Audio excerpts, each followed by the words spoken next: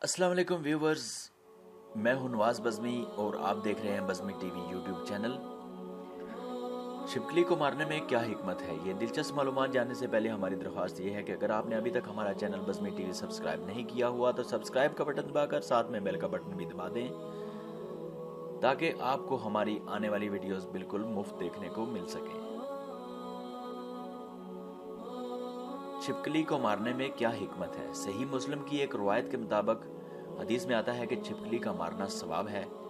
اس میں حکمت یہ ہے کہ چھپکلی عموماً گھروں میں ہوتی ہے اور کھانوں میں گر جاتی ہے اور کھانے زہریلے ہو جاتے ہیں، جس سے فوڈ پوائزننگ ہو جاتی ہے اور لوگوں کی اموات واقع ہو سکتی ہے۔